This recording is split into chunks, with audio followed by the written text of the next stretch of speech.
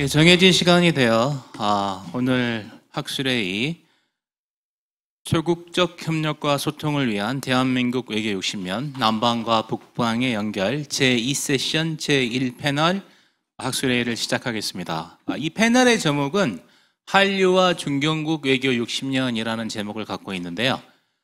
저희가 이러한 제목을 갖게 된 것은 대한민국이 중남미 15개국과 1962년에 수교를 함으로써 우리의 외교 지평이 넓어졌고 1992년에 북방 18개국과 수교를 함으로써 저희 북방 정책에 본격적인 출범을 알렸던 의미 있는 60주년이 되는 2022년입니다.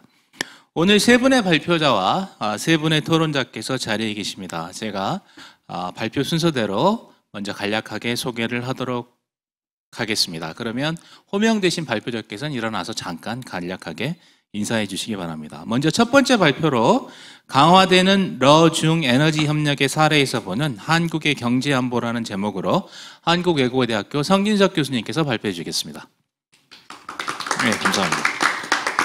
두 번째 발표자는 중력 모형을 이용한 한류 무역 영향 분석, 남방과 북방 지역을 중심으로라는 제목으로 김진영 교수님과 충남대의 순병민 교수님이 공저하셨고 오늘은 한국외대 김진영 교수님께서 발표해 주시겠습니다. 네, 감사합니다. 마지막 발표자는 한국외대 이주성 교수님과 한국외대 오정진 교수님이 공저하셨고 논문 제목은 터키의 신아시아 부상과 한국의 함의라는 논문인데요. 오늘 발표는 이주성 교수님께서 담당해 주시겠습니다. 네, 감사합니다. 오늘 세 분의 토론자 모셨습니다. 첫 번째 논문에 대한 지정 토론으로 한국외대 이영주 교수님 소개드립니다. 두 번째 논문에 대한 토론자로 한국수출입은행 손승호 박사님 모셨습니다. 세 번째 논문에 대한 토론자로 한국외대 박수영 교수님 모셨습니다. 네, 감사합니다. 지금부터 이 프로시딩에 게재된 순서대로 성진석 교수님, 김진영 교수님, 이주성 교수님 차례대로 발표해 주시고 각 발표자분께는 20분씩의 시간을 드리겠습니다. 15분이 되면 제가 말씀을 드리겠습니다. 15분이 되면 말씀을 드리고 제가 말씀을 드릴 경우 5분 내에 종료해 주시기 바랍니다. 그러면 먼저 강화되는 러중 에너지 협력의 사례에서 보는 한국의 경제안보라는 제목으로 성진석 교수님이 발표해 주실 텐데요. 발표 중에는 마스크를 벗으셔도 괜찮습니다. 예, 성진석 교수님 부탁드립니다. 네. 제가 요즘 최근에 많이 이렇게 연구를 하고 들여다보는 게 이제 경제안보 주제인데요. 경제안보뿐만 아니라 우크라이나 전쟁 전후를 통해서 러중 관계, 특히 제가 중점적으로 보고 있는 에너지 관계가 어떻게 변화하는지를 많이 연구를 하고 있는데 여러 가지 흥미로운 점이 많고 또 중국이 중경국이라고 볼 수는 없지만 한국 같은 중경국의 이런 러중 관계의 변화, 이제 중국이 러시아에게 어떻게 대처하고 러시아가 중국에 어떻게 대처하고 이런 전략 같은 거 잘 살펴보면은 한국에게 여러 가지 시사점이나 참고가 될 만한 점이 있어서 제가 한번 오늘 발표 주제를 이 주제로 선택을 하게 되었습니다.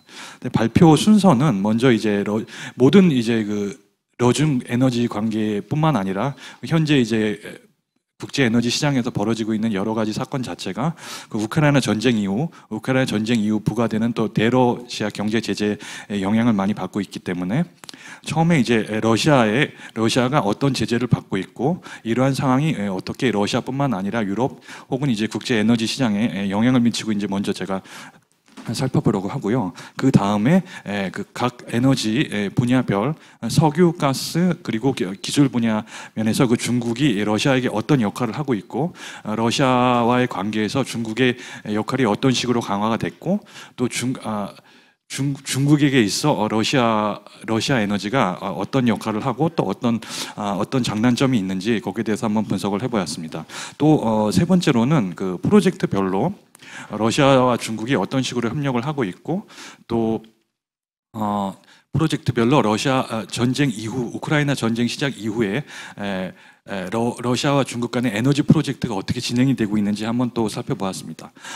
제가 그 연구를 하면서 느꼈던 거는 굉장히 양국 관계가 많이 가까우고 있지만 확실히 분명한 그런 한계점이 보이고 있고 또 양국 간의 그 전면적인 협력을 원하는 것 같지는 않고 전면적인 협력이 이루어지고 있지도 않고 앞으로도 한계가 분명히 있을 것 같아서 거기에 대해서 또 한 번 더 제가 생각해 본 그런 시사점을 한번 말씀드리고 싶습니다. 마지막으로는 이제 이러한 그 중로 관계뿐만 아니라 이런 에너지 관계에서 한국에게 이게 어떤 시사점을 주고 있는가, 한국이 어떤 점을 참고할 수 있는가에 대해서 한번 알아보았습니다. 물론 이제 중국과 러시아의 관계는 한국과의 러시아 관계, 한중 관계는 많이 다르기 때문에 100% 적용하기에는 어느 정도 한계가 있지만 분명히 그 한국에게 그 좋은 그 예가 되는 사항들이 있기 때문에 한번 말씀을 해보도록 하겠습니다. 먼저 그 처음에 이제 제가 서론에 제가 써놨는데요. 이 대러 경제 제재가 러시아 에너지 산업과 러시아의 주시장인 그 러시아 유럽과의 관계에 어떤 영향을 미치고 있는지 한번 살펴봤습니다. 유럽 같은 경우는 우크라이나 전쟁 발발 이후에 곧바로 이제 대러 제재를 시작을 했는데요. 석유 분야 같은 경우는 이제 이번 12월 5일부터 대러 석유 부분 금수 조치를 이제 시행을 하게 되고, 석탄 분야 같은 경우는 이번 8월부터 이미 그 대러시아 석탄 금수 조치를 시행을 하고 있습니다. 가스 같은 경우는 이제 러시아 가스의 공급이 유럽으로 많이 공급이 줄긴 했지만 그거는 뭐 제재의 영향은 아니고요. 그 다른 물론 정치적인 이유나 아니면 러시아가 자체적으로 이제 가스 수입량을 감소시켰기 때문에 그 가스 공급이 감소를 한 것이고, 유럽은 그 러시아 가스 의존도가 높기 때문에 러시아 가스 금수 조치를 시행하려는 계획은 아직 하지 않고 있습니다. 네. 요즘에 이제 러시아 석유에 관한 얘기가 많이 나오는데요. 좀 흥미로운 점이 있다면은 유럽이 이제 12월 5일에 대러시아 석유 금수 조치를 부분 금수 조치를 시행하게 되는데, 오히려 미국이 유럽을 지금 설득을 하면서 제재를 완화를 하라고 지금 그 압박을 하고 있다고 합니다. 그 이유 중에 하나는 안 그래도 지금 그 오펙의 감산 조치뿐만 아니라 그 석유 공급이 많이 부족한 상황에서 지금 그 러시아 석유의 공급이 더 많이 감소한다면은 그 석유 가격의 그 폭등을 막을 수가 없기 때문에 거기에 대해서 미국의 걱정이, 이게 좀 예상 못했던 반응인데 미국이 굉장히 그 우려가 크고, 거기에 대해서 이제 유럽을 설득을 해서 좀 제재를 완화하라고 이렇게 여러 가지 그 조치를 하고 있다는데 어떻게 해야 될지는 잘 모르겠습니다. 근데 현 상황으로 만약에 가서 러시아의 그 석유 공급이 많이 준다면은 시장의 혼란이 불가피하고 가격이 폭등할 수도 있지 않을까, 그렇게 좀 생각을 하고 있습니다. 그리고 가스,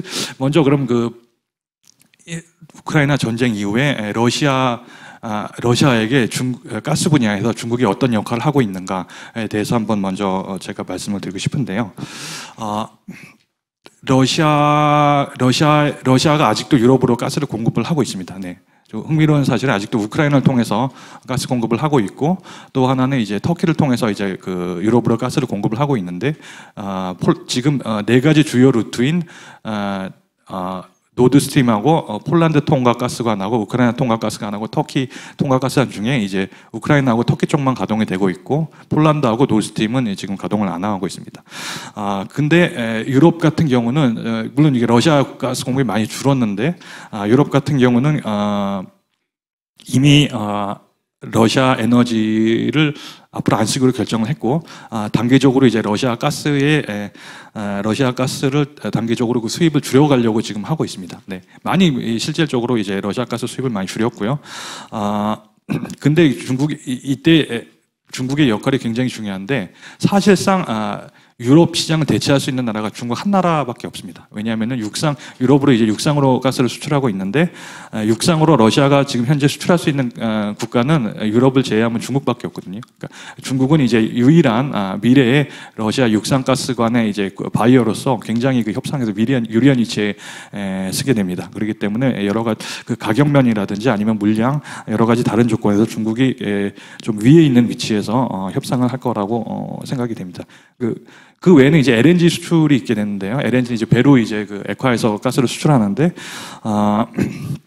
LNG 분야에서도 사실상 그 중국의 투자가 굉장히 많은 부분을 차지하고 있기 때문에 그런 면에서는 러시아의 가스 분야에서 중국은 핵심적인 역할을 수행하고 대체 불가능한 역할을 할 것으로 생각이 됩니다. 그런 면에서 이제 러시아는 협상 면에서 많은 손해를 감수할 수밖에 없고 또 러시아 입장에서 많이 이제 어려운 위치에 서 있다고 보겠습니다. 석유 분야 같은 경우는 가스 분야 중국의 역할이 매우 중요하지만 가스 분야에서는 약간 그 중요성이 약간 떨어지는 이유는 가스 같은 경우는 그 인프라 건설이나 그 운송이나 보관이 굉장히 어렵기 때문에 그 인프라 건설에 많은 돈이 들고 시간이 드는데 석유 같은 경우는 이제 운송이나 보관이 상대적으로 쉬워서 그 뭐랄까 다각화가 쉬운 측면이 있습니다. 그래서 유럽도 이제 러시아 석유 수입을 많이 줄였지만 그리고 그 러시아 입장에서도 그 수출 다각화가 좀 약간 더 편한 면이 있어서 중국과 인도의 석유 수출을 많이 증가를 시켰습니다. 그 유럽에서 빠진 석유의 대부분은 이제 중국하고 인도뿐만 아니라 이제 터키, 불가리아 같은 동유럽으로 많이 수출이 되고 있는데요. 지금 러시아 같은 경우는 유럽으로의 석유가 완전히 금수 조치를 당한다면은 사실상 중국으로 더 수출하고 싶은 마음이 있지만 중국은 좀 다른 생각을 하고 있는 것 같습니다. 지금 러시아 석유의 비중이 너무 늘어나서 그거를 좀 제한하려고 하는 뭔가 중국과 인도는 더 이상 그 러시아로부터 석유를 석유 공급을 크게 늘리기 쉽지 않은 상황인 것 같습니다. 거기에서 대해서는 조금 더 있다 판매를 하는 말씀을 드리고자 하는데요.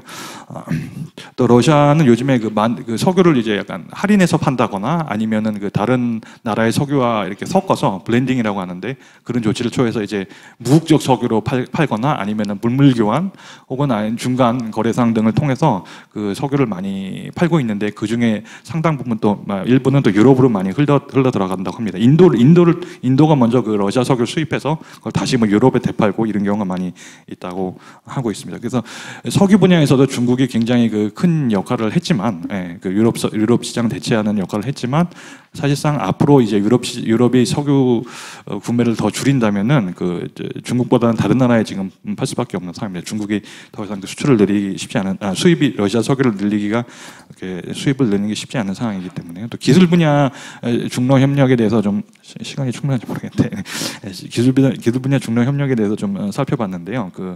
러시아로서는 지금 새로운 구매자를 확보하는 길이 쉽지 않기 때문에 주로 석유가 많이 갖고 있는 기술, 석유가스 생산을 늘리는 기술의 확보는 지금 최우선 과제는 아니고, 효율성 같은 건 더 이상 이제 최우선 사항이 기업 운영에서 생산 효율성이 가장 중요한 상황이 아니게 되겠습니다. 그럼 지금 러시아에게 가장 필요한 기술은 LNG 생산 기술인데요. LNG 생산 기술은 과점 시장으로서 미국과 유럽의 4-5개 회사가 그 기술을 독점하고 있는데 러시아 같은 경우는 배로 가스를 수출을 늘릴 수 있는 굉장히 큰 잠재력을 가진 국가입니다. 그래서 많은 LNG 수출 프로젝트를 추진하고 있고 세계 1위 LNG 수출 국가가 되겠다라는 계획을 세우고 있었는데 문제는 이제 우크라이나 전쟁 이후로 유럽이 이제 러시아에 제재를 가하면서 LNG 기술 이전이 금지가 됐습니다. 이런 면에서 중국의 일부 기술을 갖고 있기 때문에 러시아에게 기여를 할 수 있지만 사실상 가장 핵심 기술은 미국과 유럽이 가지고 있기 때문에 기술 분야 협력에서 가장 핵심적인 기술은 중국이 제공해 줄 수 없는 그런 입장입니다. 그렇기 때문에 가스 분야에서 역할이 중국이 제일 중요하고 그 다음에 석유고 그 다음에 기술 분야인데 기술 분야에서는 아무래도 중국의 기술력이 러시아에게 필요한 만큼 제공을 못하는 그런 상황입니다. 그리고 전쟁 이후에 러중의 에너지 협력이 어떻게 진행되는지 잠깐 이렇게 제가 살펴보면요. 중국이 이제 러시아의 육상가스 수출에서 유럽을 대체할 수 있는 사실상 유일한 시장이고, 그래서 가스 분야의 중국과의 협력은 최우선 과제입니다. 그리고 또 중국은 지금 사실 에너지 시장을 지배하는 유럽과 미국과의 협력이 불가능한 상황에서 전면적인 에너지 협력이 가능한 유일한 나라가 이제 중국이 되겠습니다.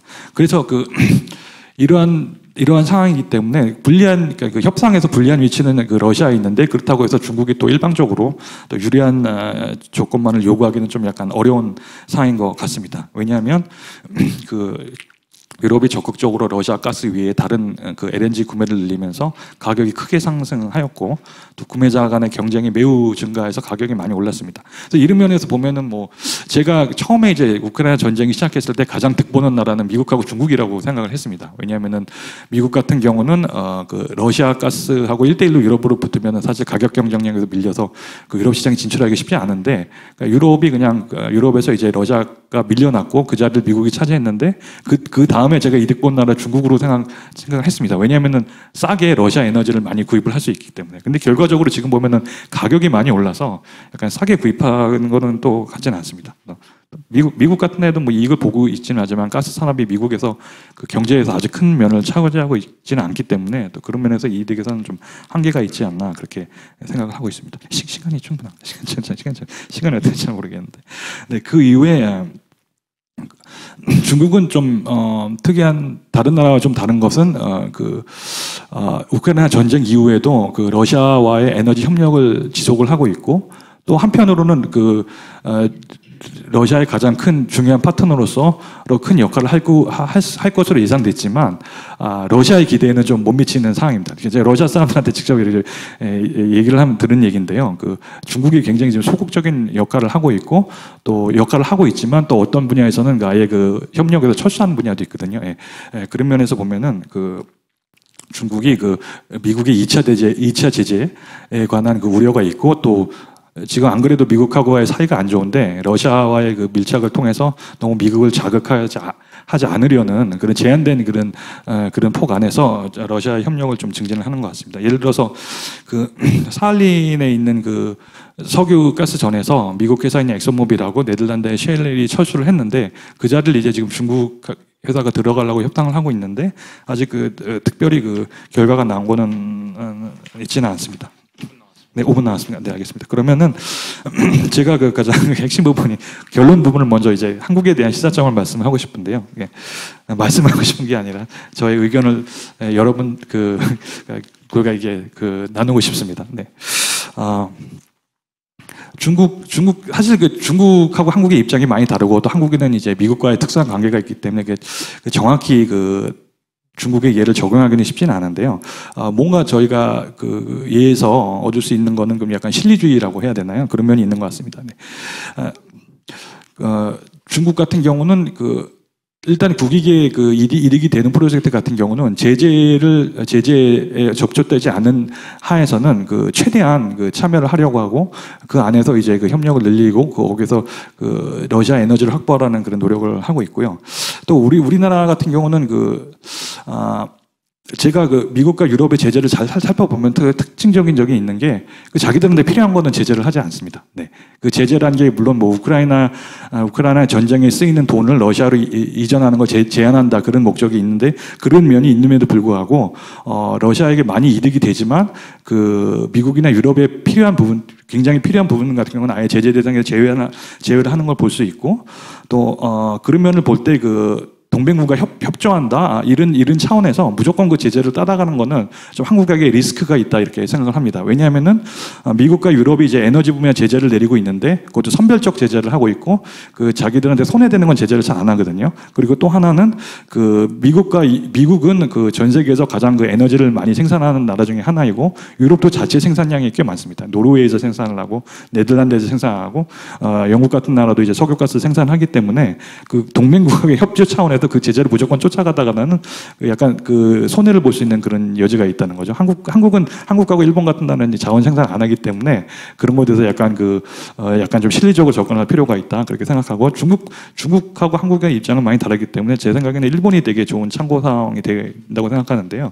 일본 같은 경우는 미국과 유럽에 못지않게 강한 경제 제재를 내리고 있습니다. 러시아에 에너지 부분은 하고 있지 않지만 그럼 푸틴도 제재하고 푸틴 가족들도 제재하고 푸틴 딸하고 부인도 제재하는 러일 관계가 좀 최악의 상황에도 불구하고 러시아 에너지 프로젝트에서는 하나도 지금 철수를 안 하고 있습니다. 러시아 사할린 프로젝트 같은 경우에는 러시아가 새로운 회사를 만들면서 일본의 완전히 일방적인 조건을 요구를 했거든요. 니네가 이거를 100% 받아들이면 앞으로 참가가 할 수 있는 거고 안 하면 참가 안 한다. 근데 일본 정부 차원에서 그냥 러시아가 요구한 조건을 그냥 100% 받아들이고 참여를 하고 있습니다. 그런 걸 참고를 해볼 때 일본은 그 미국과의 그 굉장히 가까운 관계에 있지만 그 에너지가 없는 에너지 생산 안 하는 나라이기 때문에 그 나라의 특수성을 감안해서 그렇게 참여하는 게 아닌가 그런 점은 좀 약간 실리적인 면은 우리가 좀 참고를 해야 되는지 않나 그렇게 생각을 합니다. 왜냐하면은 우리나라도 자원이 없는 나라고 100% 수입을 하고 있고 또 에너지 시장은 과점 시장이기 때문에 생산자가 그렇게 많지 않거든요. 거기에서 그거를 자원이 없는 나라가 자원이 있는 나라의 제재를 그대로 쫓아하고 참여하다가는 나중에 그 경제적 손실이 굉장히 커질 수 있고 그걸 아무도 보상을 안 해준다는 것입니다. 우리나라의 올해 같은 경우는 무역수지 적자가 거의 뭐 굉장히 크고 7개월 이상 적자고 경상수지도 이제 적자로 이제 전환될 수도 있는 것 같은데 그런 게 결국 따져보면은 에너지 수입량 증가가 굉장히 큰 역할을 하거든요. 그런 면에서 보면은 제가 마지막으로 이제 끝내면서 말씀드리고 싶은 거는 제재를 동맹국 차원에서 연대 차원에서 참여를 할 때 그걸 굉장히 잘 따져보지 않으면은 나중에 한 번 들어갔다가 나오기가 쉽지 않기 때문에 경제적 손해를 나중에 그거 잘 계산을 해야 되지 않나 그렇게 생각합니다. 왜냐하면 에너지 수입량이라는 게 굉장히 천문학적인 숫자이기 때문에 그거를 잘 계산하지 않으면 나중에 경제적 손해를 만회하기가 굉장히 쉽지 않고 또 러시아뿐만 아니라 그쪽 비동맹 국가들, 비서구 국가들과의 관계가 또 안 좋아지면 나중에 그 돈 만회도 쉽지 않기 때문에 그런 면에서 중국과 일본의 예를 참고하면 좋지 않을까 생각합니다. 감사합니다. 네. 예, 손준석 교수님 감사합니다. 예, 정해진 시간 안에 하시느라 고생하셨습니다. 러시아 중국의 에너지 협력과 그리고 이제 우리의 사실 에너지 안보는 밀접한 관계가 있는데 한국의 경제 안보가 어떤 식으로 진행이 될지 저희도 좀 더 많은 생각을 해야 될 것 같습니다. 마이크 안 쓰면 잠깐 이따 나중에 지워주세요. 제가 중간에 지금 자리 비운 데 대해서 사과 말씀을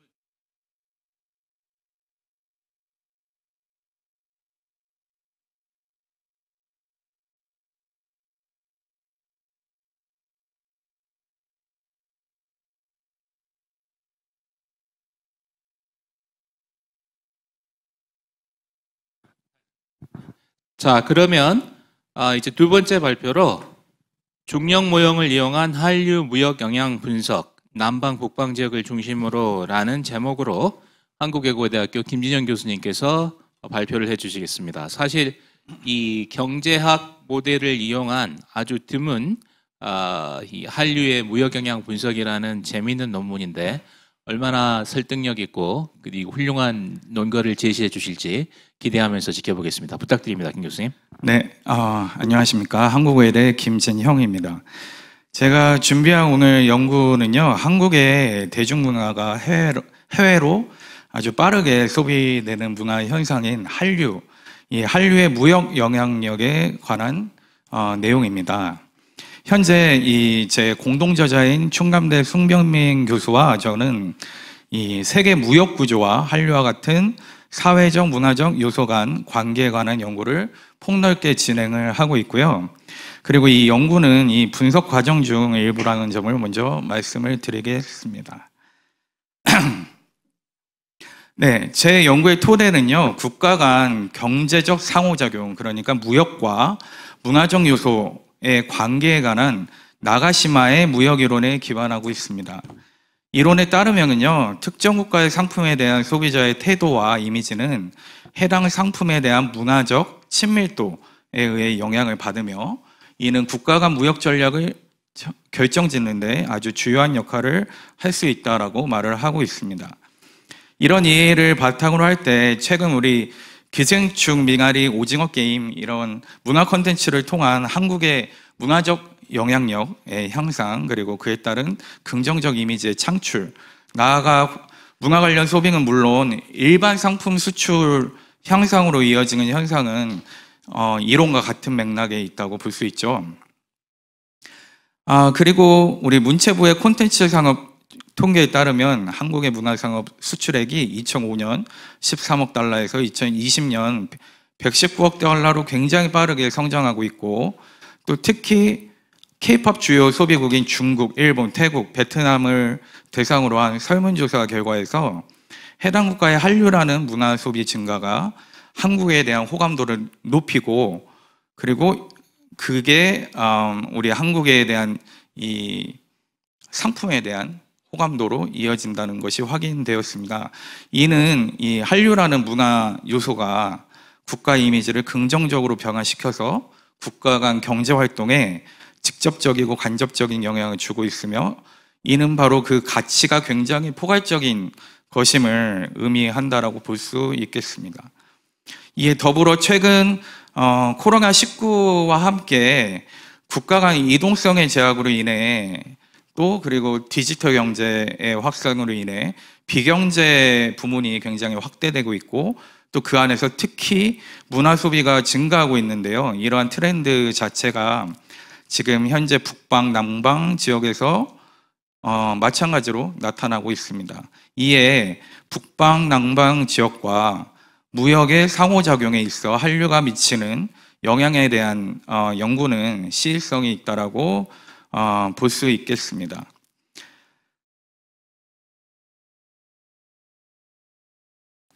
네, 또한 남방 지역의 경우 우리가 아시다시피 동남아의 한류, 동남아의 드라마, K-드라마를 수출한 1세대 문화 수출 기반 지역이고, 또 북방 지역의 경우 우리가 북한과 분단되기 이전에 지리적으로 이어져 있었던, 그리고 상호교류의 역사를 오랜 기간 공유하고 있습니다. 하지만 이런 지역과의 경제교류에 있어 한류의 영향력을 포함하는, 그리고 또 모든 지역을 포함하는 경험적 연구는 굉장히 미비합니다. 따라서 본 연구는 한류의 대북방, 남방 지역에 어떤 무역 영향이 있는지, 진짜로 무역이 있는지에 대한 연구 문제 규명을 시도하여 봤습니다. 연구에 포함되는 지역은요, 우리 책자에 보이듯이 중국, 러시아, 중앙아시아 등 14개국을 북방 지역으로, 그리고 아세안 10개국을 남방 지역으로 설정하였습니다. 네, 연구 방법은요, 주로 무역 결정 요인을 분석하는 데 활용되는 중력 모형이라는 것을 사용하였고요. 이 중력 모형의 기본 가정은 국가 간 무역량은 두 국가의 GDP의 곱에 비례하고 물리적 거리에 반비례한다라는 것이고요. 제가 추정한 추정식은 책자에 있는 식 2번이고, 식 2번은 식 3과 같이 지수의 형태로 변형돼서 개수 해석하는 데 활용할 수 있습니다. 자, 식 3번에 보시면은 제가 사용한 데이터들을 확인할 수 있는데요. 일단은 종속 변수 우리 2번식의 F는 상대국의 전체 무역액에서 우리가 수출한 수출액의 비중이고요. 주요 설명 변수인 한류는 식 2번의 other 부분에 들어가 있고, 기본 중력 모형의 문화 변수, 그리고 인구 변수를 확장해서 제가 추정을 한번 시도하여 봤습니다. 그리고 그 나머지 우리 지표 데이터 설명과 그리고 지표의 출처는 책자를 활용하시면 좋을 것 같습니다. 네, 분석 결과는 표에 간단하게 보여드렸고요. 일단 먼저 DIST 변수를 보시면은 중력 모형의 기본 변수이고요. 중력 모형의 가정에 따라서 이 국가와의 거리가 멀어질수록 수출 비중이 줄어드는 것을 확인할 수 있죠. 하지만 남방 지역에서는 통계적으로 유의미하지 않는 것으로 나타나고 있습니다. 이는 남방 국가들이 대체로 해양 수송에 대한 지리적 접근성이 좋고, 또한 지금까지 거의 모든 교육이 바다를 통해 이루어져 왔기 때문에 해운의 항계 비용 감소에 따른 전체 운송 비용에 영향을 주고 있다라고 해석할 수 있겠습니다. 반면에 북방 국가들은 지리적 특성상 육로를 통한 교역이 많은데, 우리는 지금 북한과 단절되어 있어 육로 교역에 대한 비용이 해양 운송에 비해 상대적으로 높아 국가 간 거리가 멀어질수록 육로 운송의 비용이 높게 반영되는 결과라 볼 수 있겠습니다. 자, 개수값이 가장 큰 변수는요, 그 다음에 FTA 변수인데요. FTA 변수는 상대 국가의 FTA 체결 여부로 판단할 수 있는데, 아시다시피 북방 지역은 아직 FTA가 체결 안 돼 있고요. 그렇다 보니까 남방 지역만 지금 제가 추정을 했고요. 구체적으로 남방 지역에서 한 국가와 FTA가 체결되면 해당 국가로의 수출 비중이 약 19%에 증가시키는 것으로 해석될 수 있고, 현재 북방 국가와는 FTA가 체결된 바가 없지만 이 결과로 볼 때 향후 북방 국가와의 FTA 체결이 해당 국가로의 수출에 긍정적인 영향을 미칠 것이라는 이 잠재성을 확인할 수 있습니다. 그 다음으로 GDP 변수를 보시면은, GDP는 두 지역 모두에서 음의 방향으로 통계적 유의성을 나타내고 있죠.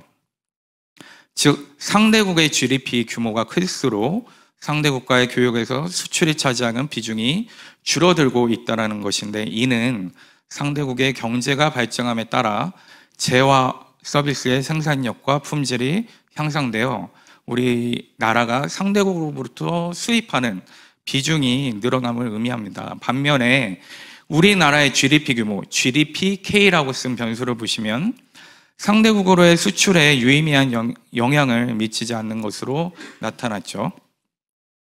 자, 다음 변수는 population, POP라고 되어 있는 변수고요. 무역 상대국의 인구가 수출에 미치는 영향은요, 남방 지역에서만 유의미하게 나타났죠. 이는 상대국의 인구가 증가함에 따라 우리나라 제품에 대한 수요가 증가한 것이라 해석할 수 있고, 우리나라 인구 증가는 북방 국가와의 수출에서만 유의하고 음의 영향력을 가지는 것으로 나타났습니다.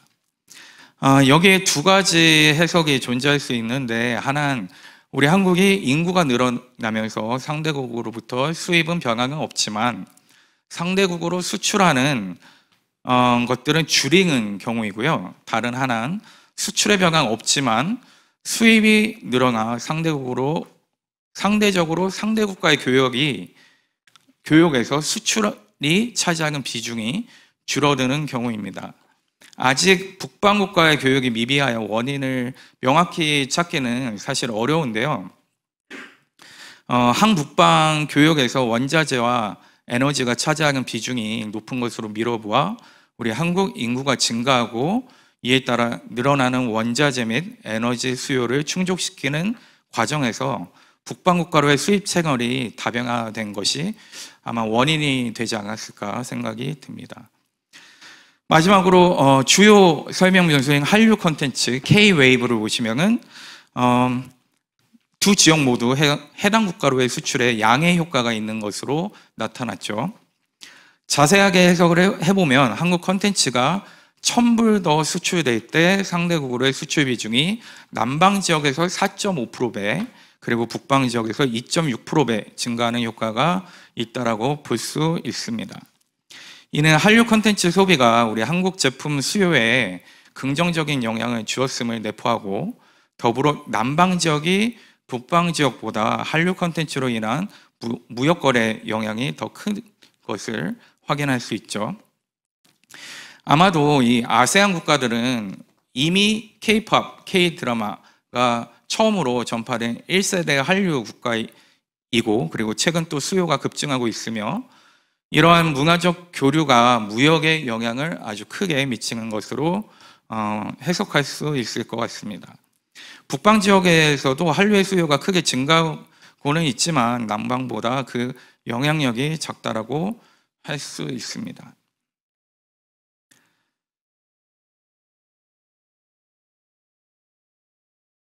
네.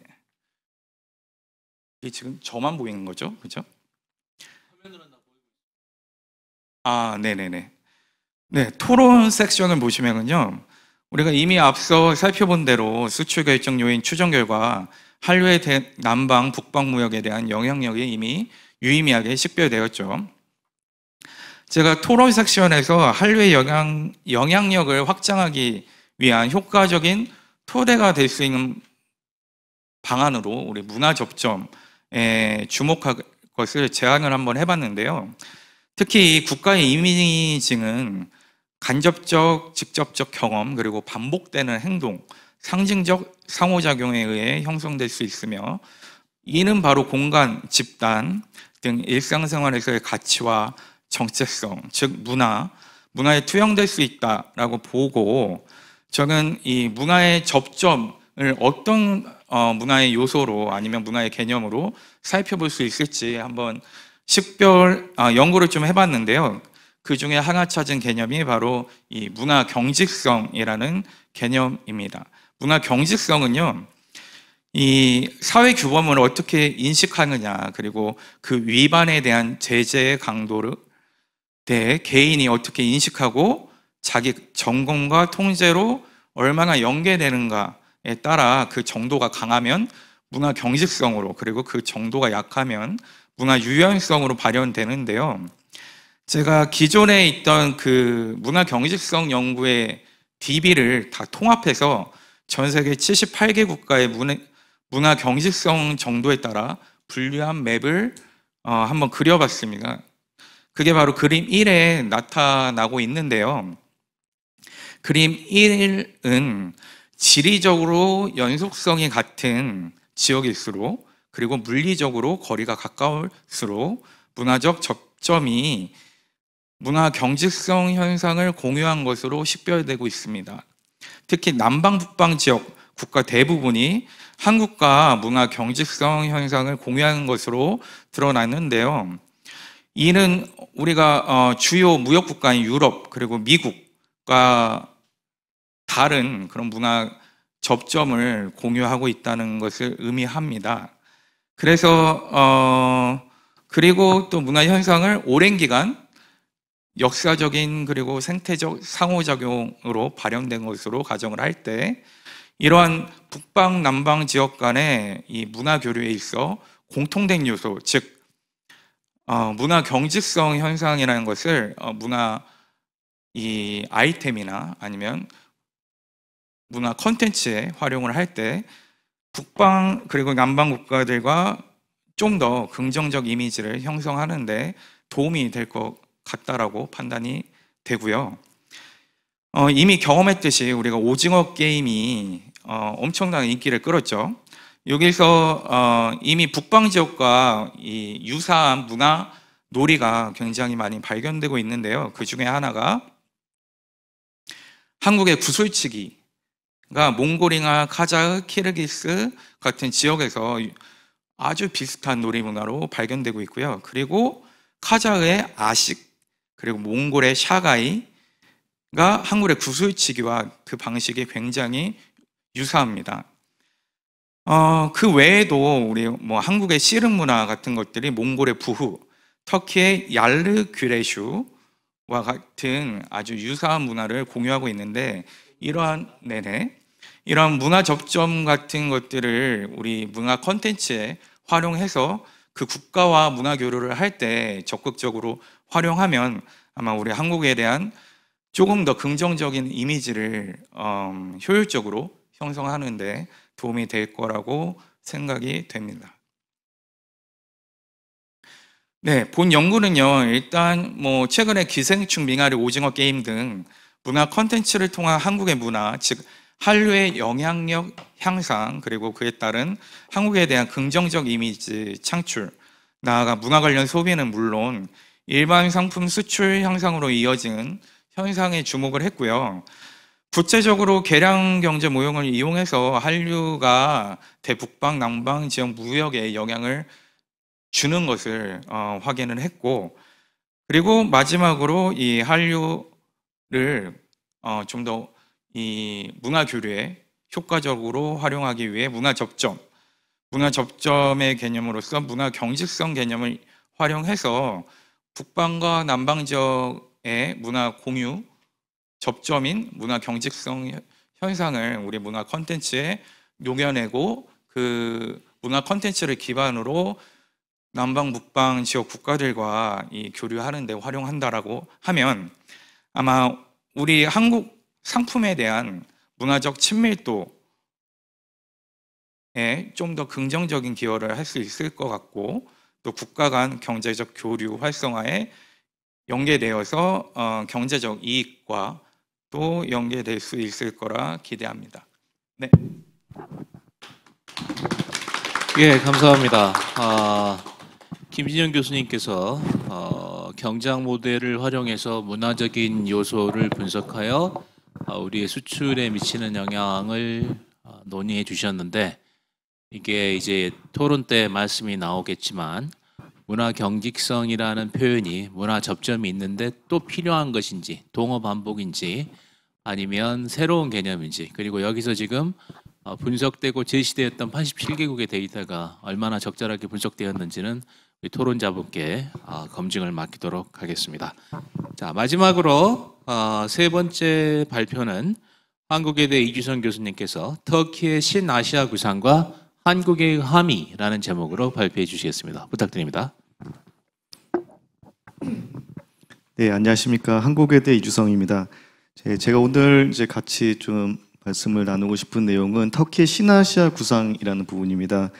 이 부분은 제가 그 터키 아제르바이잔어과 오종진 교수님과 같이 연구를 해온 그 결과물이고요. 그래서 저희가 오늘 이제 터키 신아시아 구상이 무엇인지, 어떤 맥락에서 이제 이러한 구상이 나왔는지, 그리고 더불어서 이제 이러한 신아시아 구상을 우리가 어떻게 활용할 수 있을지에 대해서 한번 좀 같이 의견을 나누고자 합니다. 네. 우선 목차는 이렇게 간단합니다. 우선 간략하게 어떻게 이 연구를 하게 되었는지 좀 설명을 드리고, 두 번째로 이제 터키의 지정학적 환경이 어떻게 변했는지를 좀 간략하게 또는 좀 자세하게 좀 말씀을 드리고자 합니다. 왜냐하면 여기 계신 대다수 분들이 그렇게 터키에 많은 관심을 가지지 않는 분들도 있을 것 같아서, 그래서 좀 터키가 어떻게 지정학적 환경 변화에 따라 외교 전략을 바꿔 나갔는지를 좀 보여드리고, 그런 다음에 이제 신아시아 구상으로 넘어가도록 하겠습니다. 네, 사실 이 신아시아 구상이라고 하는 부분은 이제 이게 한국말로 번역은 우선 신아시아 구상이라고 됐지만 원어로는 이제 예니덴 아시아, 즉 영어로는 에이시아 언유라는 표현을 사용하고 있습니다. 그래서 2019년 8월에 제11차 대사 컨퍼런스에서 이제 터키 외교부 장관이 발표를 하면서 나온 내용인데요. 사실 이 대사 컨퍼런스라는 게 이제 뭐 대사님들, 이제 또 대사님들 계시지만 각국의 대사님들을 모아놓고 터키 정부는 이제 터키 외교부가 어떤 식으로 외교 전략을 펼쳐 나갈지 이제 브리핑을 하면서 이제 각국의 협조를 얻는 자리인데, 그 자리에서 어떻게 보면 이제 대대적으로 이제 공표를 했다고 보시면 될 것 같습니다. 그래서 이제 차부쇼울루 외교장관은 좀 놀라운 얘기를 했습니다. 터키는 아시아 최서단에 위치한 국가다라고 서두에서 이제 언급했습니다. 사실 이제 많은 분들이 이제 중동 지역을 공부하는 분들은 터키는 지금까지 유럽을 지향했고 유럽의 일부분이라 항상 주장했는데 새로운 발상의 전환이 이루어진 것인가? 과연 자신들의 근원인 이제 돌궐이죠. 돌궐 지역의 그러한 아시아 정체성으로 회귀하겠다는 의미인가라는 여러 가지 좀 의문을 자아냈습니다. 그래서 좀 이 부분을 연구를 시작하게 됐고요. 그리고 이제 좀 간략하게 또 한 가지 추가를 드리자면, 지금까지 터키는 역사적으로 봤을 때 지정학적 환경이 변하면 그에 따라서 대외 정책을 계속해서 수정해 나가는 방식을 취해왔습니다. 그래서 어떤 대전략을 선포하고 그러한 대전략과 비전에 따라 대외 정책을 수립하고, 필요하다면 기구를 창설하고 담당관실을 배정하고 업무를 분장했고요. 좀 여의치 않을 경우에는 기존 기구의 역할을 변경하거나 아니면 통폐합을 추진했는데, 이제 신아시아 구상도 그러한 방향성을 가지고 있습니다. 네, 그래서 좀 역사적인 맥락과 지정학적 환경 변화를 좀 말씀을 드리면, 우선 이제 근대적 의미에서 터키 공화국은 1923년에 이제 수립이 됐죠. 그래서 이제 그리스와의 장기간의 독립 전쟁을 치른 이후 어떻게 보면 이제 국부인 아타투르크가 새로운 공화국을 창설했습니다.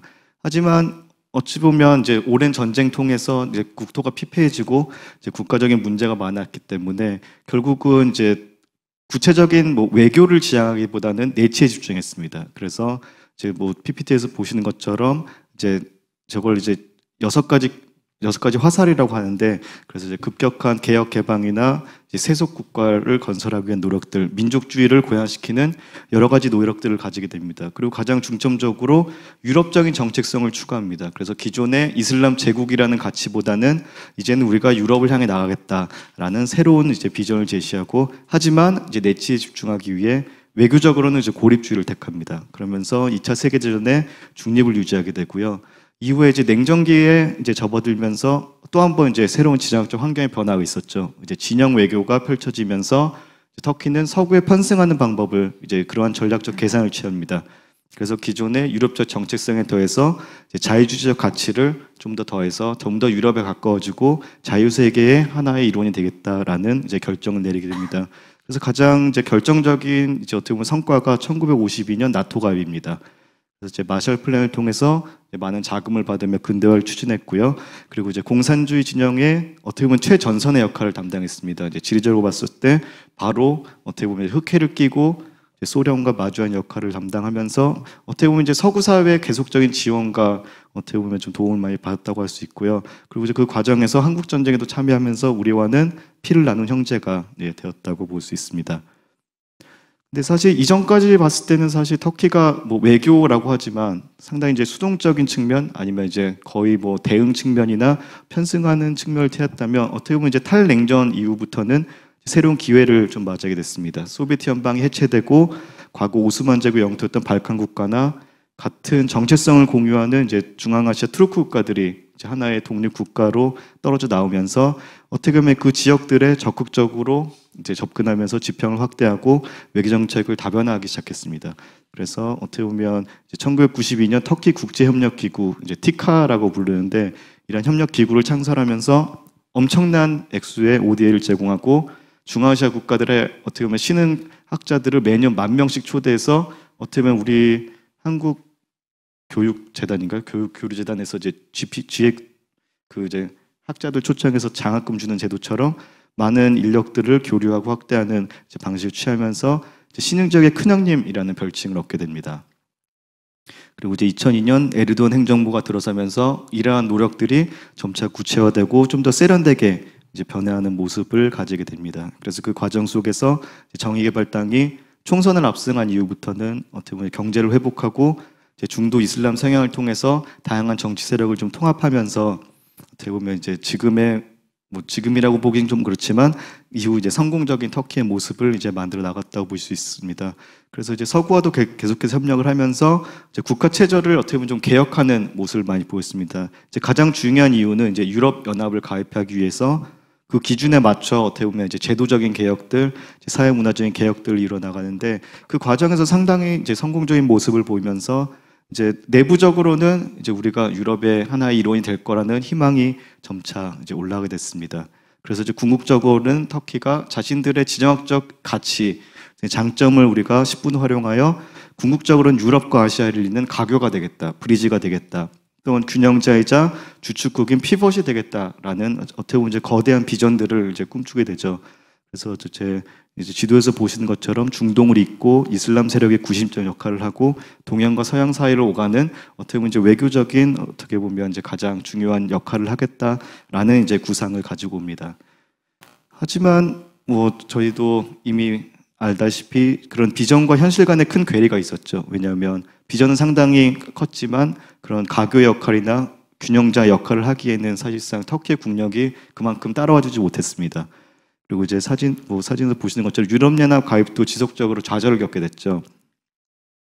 이제 단적으로 2006년 이제 EU 지평위원회 같은 경우는 터키의 개혁 의지가 부족하다라고까지 말했습니다.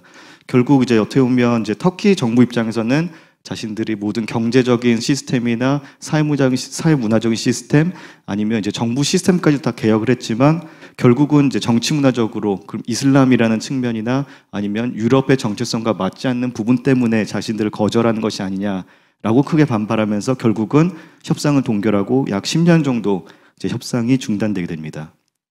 그러면서 이제 나왔던 것이 이제 아마 많은 분들이 이제 신문이나 이런 데 다른 곳에서 접하셨을 텐데 신오스만주의라는 이제 새로운 대전략이 등장을 하게 됩니다.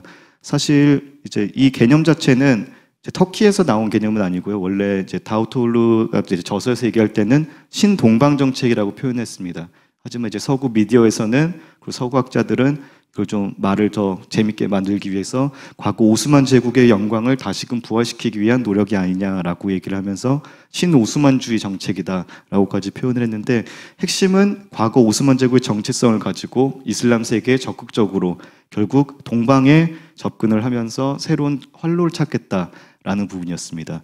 그래서 이제 이슬람 공동체주의, 즉 우마야를 어떻게 보면 가장 중요한 소프트파워 자산으로 활용하기 시작했고요. 이를 바탕으로 이슬람권인 중동, 중앙아시아 지역에서 영향력을 극대화하기 시작했습니다. 그래서 사실 네, 다음 슬라이드 먼저 보여드리면 또한 이제 중동의 여러 문제들의 중재자 역할을 좀 자임하기 시작했습니다. 아랍해봄 이후 이제 실패했던 국가들에 적극적으로 개입하면서 뭐 시리아 같은 경우 난민을 최대한 많이 이제 수용하는 국가로 이제 자리 잡고 또 이제 비엔나 이제 유엔 주도의 비엔나 체제가 사실 큰 의미를 갖지 못하자 러시아나 이란이랑 손을 잡아서 아스타나 회담이라는 것을 만들어서 오히려 이제 터키가 자신들이 더 시리아 문제를 해결에 앞장서는 모습을 보였죠. 그리고 이제 리비아 문제나 이제 이스라엘 문제도 적극적으로 이제 개입을 하면서 사실상 이제 뭐 지금의 에르도안을 생각하시면 안 되고 2010년도에는 이제 브루킹스에서 이제 조사한 바에 의하면 가장 존경받는 리더 1위에 에르도안이 뽑혔습니다. 당시에 오바마가 2위였고요. 그래서 어떻게 보면 이제 놀라운 그런 변화를 좀 겪고 중동 지역의 국익을 가장 잘 대변하는 국가로 터키가 2위에 오릅니다. 1위가 프랑스였는데 그래서 이런 놀라운 변화들을 겪으면서 사실상 어떻게 보면 이제 터키가 이런 신오스만주의적인 대전략이 좀 성공했다는 평가를 많이 받았고요. 그러면서 또한 이제 가장 성공적인 자유민주주의를 정착한 중동 국가로서 또 자유시장 경제 체제를 성공적으로 정착한 국가 그리고 이제 정의개발당 역시 온건 이슬람 정당으로 분류가 되면서 사실 당시 이제 터키시 모델이라고 대안적인 어떻게 보면 모델로서 아랍해봄 이후 국가들의 상당한 이제 관심을 갖게 됐습니다. 그래서 이를 기반으로 이제 터키가 중동 국가들과도 이제 교류나 협력을 2배로 확장하는 그런 결과가 가져왔는데 이제 제가 그림에 넣은 거는 이제 그네를 타고 있죠. 이게 터키를 우리가 흔히 스윙 스테이트라고 부릅니다. 그래서 이러한 신오스만주의 대전략을 펼쳤지만 계속해서 이제 유럽과는 끈을 놓지 않았습니다. 그래서 마치 그네를 타듯이 유럽과 아시아로 오가면서 국익에 맞춰 필요한 부분들을 이끌어내는 그런 어떻게 보면 좀 스마트한 외교를 이 당시 이제 2000년대 한 2010년 중반까지 성공적으로 이뤄냈다고 볼 수 있습니다. 네, 이제 그런 배경을 이제 가지고 우선 신아시아 구상을 좀 생각을 해보면, 근데 사실 이제 신아시아 구상이 나온 이유가 가장 결정적인 이유는 이런 신오스만주의의 한계가 점차 드러나기 시작했기 때문입니다. 이제 2010년대 들어오면서 이제 경제적인 위기가 계속해서 이어지면서 더 이상 ODA를 제공하기 어려워졌습니다. 그러다 보니까 이제 더 이상 입금이 안 되기 때문에 중동 국가들이나 중앙아시아 국가들은 다른 나라들을 좀 모색하게 됐고요. 그다음에 또 외교력에도 계속해서 한계에 직면했습니다. 이제 유럽연합은 계속해서 멀어져가고 미국이나 사우디와의 관계도 이제 악화되기 시작했습니다. 당시에 이제 미국인 목사 브런슨을 억류하면서 미국과 관계가 악화돼서 여러 제재를 받고 또 이제 관세 폭탄을 맞기도 했었죠. 그리고 이제 카슈큐지라고 사우디 언론인이 이스탄불 사우디 영사관에서 살해를 당하는 사건을 통해서 어떻게 보면 터키 정부와 사우디 정부가 계속해서 마찰을 겪으면서 이런 모든 일련의 사건들이 결국은 이제 외환 위기와 에너지 위기로까지 이어지는 문제로 연결됐습니다. 그리고 좀 내부적으로도 상당히 문제가 많았습니다. 2013년 부패 스캔들이 있었고 총선 개입에 대한 논란, 그리고 권위주의 논란, 검열에 대한 논란이 있었던 와중에 2016년도에는 이제 군부 쿠데타까지 발생을 했었죠. 그래서 사실 처음 터키 정부가 취한 방법은 이런 내부적인 위기를 외부로 돌려보자, 민족주의를 고취시켜보자라는 부분이었습니다. 그래서 2000년대 후반에 동지중에서 이제 그리스와 분쟁이 있었죠. 또 아제르바이잔과 이제 아르메니아 분쟁에 적극적으로 개입하면서 어떻게 보면 좀 내부적으로는 관심을 돌리고 외부로 다른 이제 국제사회가 터키에 관심을 가지게끔 만드는 전략을 좀 취했습니다. 또한 이제 나토 국가임에도 러시아의 이제 방공 무기 체계인 S-400을 도입하면서 어떻게 보면 이제 북한과 같은 벼랑끝 외교를 펼치면서 자신들의 이제 가치를 높이려고 이제 노력을 했었죠. 하지만 이런 모든 네 가지 노력들이 다 실패를 했습니다. 그리고 가장 중요한 부분은 어떻게 보면 터키가 전통적으로 자신들의 영향권이라고 생각했던 중앙아시아 지역에서도 중국과 러시아의 침투를 막을 수 없는 이제 수준에 다다랐습니다. 이제 중국의 자금력이나 이제 러시아의 과거 이제 소련의 영향력을 더 이상 이제 이기지 못하는 이제 한계에 도달하면서 이제 더 이상 이제 새로운 카드가 아니면은 이 문제들을 해결할 수 없다. 이제 새로운 기회를 위해서는 새로운 카드가 필요하다라는 이제 계산하에 이제 이런 신아시아 구상이 나왔다고 이제 오종진 교수님과 저는 그렇게 분석을 했고요. 그래서 이제 가장 중요한 부분은 예전에는 이제 신오스만주의를 통해서 과거 유럽을 지향했던 부분에서 눈을 어떻게 보면 이제 아시아로 돌렸다면 이제는 본격적으로 몸 자체를 아시아로 돌렸다라고 저희는 좀 표현을 하고 싶습니다. 네, 그래서 아까 말씀드렸듯이 이제 제11차 대사 컨퍼런스에서 이제 아시아의 정체성을 어떻게 보면 이제 강조하면서 새로운 시작을 알렸고, 그 다음에 이제 크게는 두 지역을 집중하겠다고 선포했습니다. 우선 동남아시아 지역 같은 경우 좋은 시장과 투자의 대상으로서, 반면에 이제 동북아시아 지역은 오히려 이제 선진 기술을 배우고 고차원적인 이제 도움을 받는, 어떻게 보면 이제 기술적인 도움, 그리고 정치 안보적인 측면에서는 자신들이 지원을 받을 수 있는 부분 지원을 받겠다라는, 어떻게 보면 좀 구체적이고 실질적인 목표와 실행 계획을 계속해서 만들겠다고 이제 얘기를 했었습니다. 그래서 사실 이러한 신아시아 구상이 좀 가장 큰 차별성을 가지는 부분은 이제 기존의 이제 대아시아 정책과 비교했을 때, 기존에 어떻게 보면 이제 무역이나 투자 중심의 협력을 추구했다면 이제는 그것을 넘어서 중장기적인 이제 협력을 추구하겠다라는 얘기가 나왔습니다. 사실 너무 당연한 얘기 같은데, 이제 터키 입장에서는 어떻게 보면 좀 저희 이제 한국의 외교 정책과 다르게 항상 이제 상황 추수적인 특정 상황에 맞춰 그거에 대응하는 전략들을 내세웠는데, 이런 중장기적인 플랜을 이제 구체적으로 이렇게 나열했던 것이 어떻게 보면 좀 처음이라고 볼 수가 있습니다. 그래서 그런 의미에서 이제 다양한 이제 협력 분야들까지도 뭐 방위산업이나 인프라, 물류 이런 부분에 대한 언급도 들어 있었고요. 이제 이보다 더 주목할 부분이 그것에 더 나아가 이제 교육, 관광, 예술, 스포츠 분야까지도 협력을 좀 확대해 보겠다라는 새로운 내용들이 추가가 됐습니다.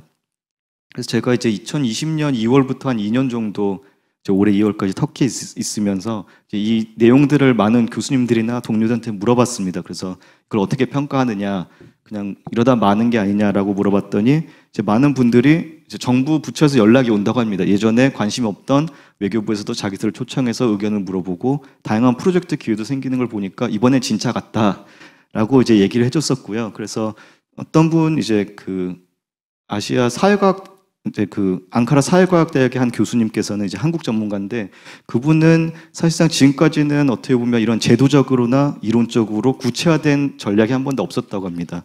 그래서 이게 단순히 뭐 중국의 투자 유치를 위해서 새롭게 한 얘기가 아니라 어떻게 보면 스스로를 아시아라고 정체성을 규정을 함으로써 중장기적으로는 아시아가 하나가 되겠다는 그런 비전 선포라는 좀 의미가 있다고 이제 그렇게 얘기를 해주었고요.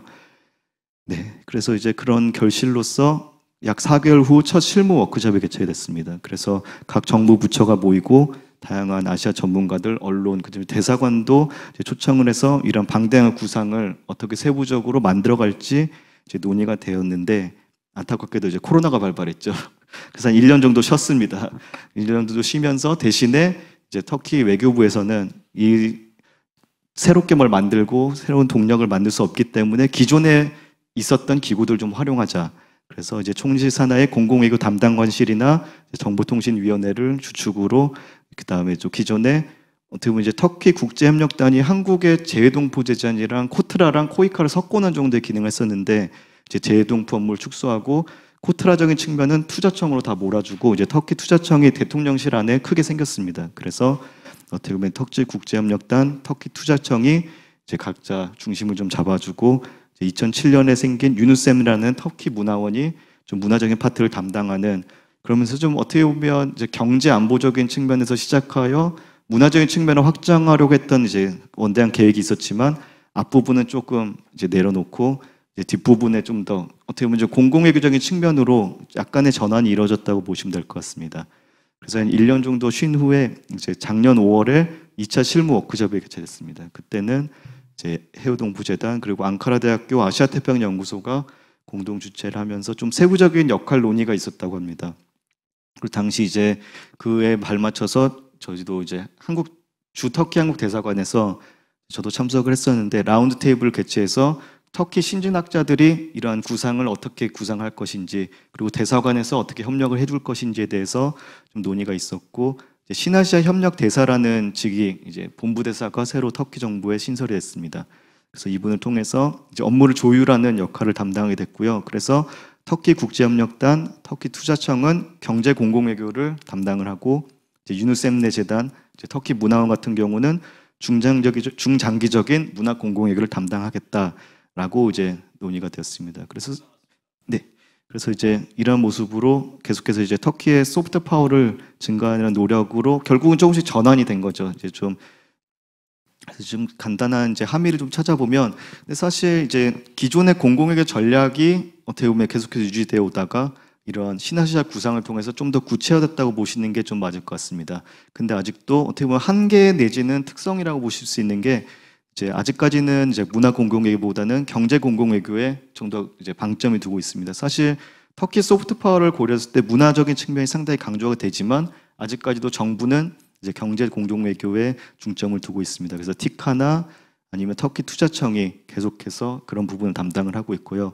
하지만 좀 흥미로운 부분 또는 이상한 부분은 이러한 경제 공공외교 기관들이 강조하는 부분은 또 지정학적인 가치, 터키의 사회문화적인 가치 특수성입니다. 그래서 약간은 모순적일 수도 있지만 결국은 같은 얘기를 하고 있다고 보시면 될 것 같고, 그리고 좀 안 좋은 측면으로 봤을 때는 이제 기관 간의 인문화 특성이 좀 중첩되고 이제 명확하지 않은 이제 구분들이 있어서 좀 헷갈릴 수 있는데 그건 좀 터키의 특성이라고 봐주시는 게 좋을 것 같고요. 그리고 이제 최근 들어서는 적극적으로 이제 유니셈 내 문화원을 활용하고 있습니다. 그래서 53개국 64개 지부를 운영하면서 한국에도 2019년 3월 유니셈 내가 한국 외대에 이제 새로 지부가 이제 설립이 됐고 이제 내년에도 큰 행사를 준비하는 등 여러 가지 행사를 좀 하고 있습니다. 그래서 계속해서 좀 터키를 알리고 신아시아 구상은 좀 더 그 이상을 바라보고 있지만 그 전에 토대를 쌓는 작업으로서 어떻게 보면 이제 터키의 가치를 알리고 터키와 한국이 친밀해지는 그런 부분에 집중을 하고 있다고 보시면 될 것 같습니다.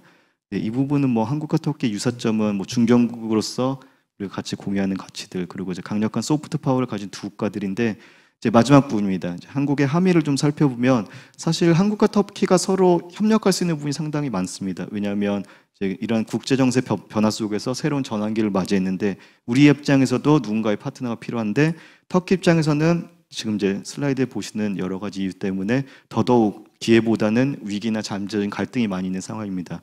그래서 이제 결국 터키는 적극적으로 아시아를 끌어안을 수밖에 없는 이제 마지막 남은 카드라고 볼 수 있는데 한국 같은 경우 이제 상호 보완성을 극대화할 수 있는 파트너라고 볼 수 있습니다. 왜냐하면 우리도 사실 이제 중견국으로서 터키 입장에서도 큰 부담이 없습니다. 미국이나 다른 중국과 같이 무엇인가를 하려고 할 때는 사실상 이제 의뢰 관계로 전락할 수 있지만 한국과는 좀 동등하게 이루어나갈 수 있고 서로 간의 공감대도 형성이 돼 있고 특히 터키가 중점적으로 바라보는 중앙아시아 지역은 한국 역시 또 공감대를 가지고 있죠. 이제 고려인이 이제 많이 이제 거주하고 계시고 또 이제 같은 우라라타의 정체성을 공유하고 있기 때문에 그렇기 때문에 우리의 기술력이나 브랜드 가치를 가지고 터키의 그런 네트워크를 같이 가자는 얘기가 많이 나왔습니다. 그래서 이게 마지막 슬라이드인데요. 제가 이제 2주 전에 이제 터키 출장을 갔을 때 실크로드 포럼에 참석을 했습니다. 이제 그쪽에 가서도 제가 이제 비슷한 내용을 좀 여쭤보고 당시 이제 발표 주제는 한국과 터키가 중견국으로서 중앙아시아에 진출할 때 어떤 부분에서 협력을 할 것인가라는 부분에 대해서 좀 얘기를 했었는데 사실 좀 신기했던 게 실크로드를 얘기하면서 중국을 배제하는 실크로드를 계속해서 이제 논의를 했다는 점입니다. 그래서 오히려 한국이나 일본 학자들을 초청을 했었고요. 그리고 저희는 조금씩 잘 고려하지 않는 인도를 좀 초청해서 큰 축으로 넣으면서 이제 그러한 외부적인 행위자들을 통해서 다 같이 이제 터키와 양극단에서 만나는 이제 구상들을 하고 있기 때문에 이런 측면에서 이제 우리도 이런 부분을 주목해 보면 좋지 않을까라는 이제 마지막 이렇게 말씀드리겠습니다. 예, 감사합니다. 예, 이규선 교수님 발표 감사합니다. 사실 뭐 발표에서 지적하신 것처럼 터키와 우리는 유사한 점도 많고 협력을 증진할 수 있는 그런 그 아젠다들이 많이 있는데 문제는 터키의 신아시아 구상이 유럽에 대한 일방적인 구애의 실패 후 어쩔 수 없이 이루어진 선택인 것인가? 아니면 정말 이제 오래도록 그 정치적인 격변 속에서 어떤 새로운 정책이 탄생한 것인가? 그다음에 두 번째는 터키가 아시아 쪽으로 돌아서서 잘해보려고 하지만 아시아 국가들이 얼마나 거기에 호응을 할 것인가와 또 무엇보다도 우리 대한민국이 터키는 우리한테 열렬히 러브콜을 보낸다고 할지라도 현재 지금 대한민국 외교 정책에서 터키를 얼마만큼의 비중으로 다루고 있는가에 대한 회의적인 시각들이 있을 수도 있다고 생각합니다. 이건 이제 토론자께서 지적해 주실 거라고 믿고 우리가 지금 오늘 3시 반까지 세션이 잡혀 있는데 지금 55분 남았습니다. 그래서 토론자 3분께 10분씩 시간을 드리고 10분씩 토론하신 다음에 발표자들께 다시 5분 정도씩 답변할 수 있는 시간을 드리도록 하겠습니다. 먼저 이영주 교수님부터 시작해 주시죠. 감사합니다.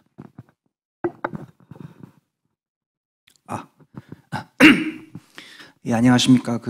EU 연구소 인문사 연구사업단 이영주 박사입니다. 성진석 교수님 발표를 너무 잘 들었고요. 사실 뭐 이 주제 자체가 우리가 항상 에너지에 대한 이야기, 이런 이야기를 할 때 많이 하는 이야기 중에 하나인데요. 사실 제가 요즘 최근 이런 연구들이 상당히 많은 것을 보기는 하지만 상당히 뭐라 그럴까, 여러 가지 문제가 얽혀 있다. 이거 단순하게 우리가 중국과 러시아와의 관계만을 봐서는 그 답을 찾지 쉽지 않는 그런 주제임에도 불구하고 상당히 많은 부분들을 풀어내신 것 같아서 정말 잘 봤습니다. 일반적으로 경기가 좋지 않을 때 기업들이 가장 비용을 낮추는 부분이 광고 분야입니다. 일단 광고에서 비용을 낮춘 다음에 점점 기업 비용을 낮추기 시작을 하는데요. 그럼에도 불구하고 이제 에너지 부분, 물론 이제 기업 직접 수입하는 건 아니지만 에너지 부분은 사실 고정적으로 들어가는 비용들이 있죠. 그래서 쉽게 그런 부분들을 낮춘다거나 조정한다거나 하기가 쉽지 않습니다. 그러다 보니 당연히 안보적 차원에서 우리가 에너지 문제를 봐야 된다, 그렇게 나오는 것 같은데요.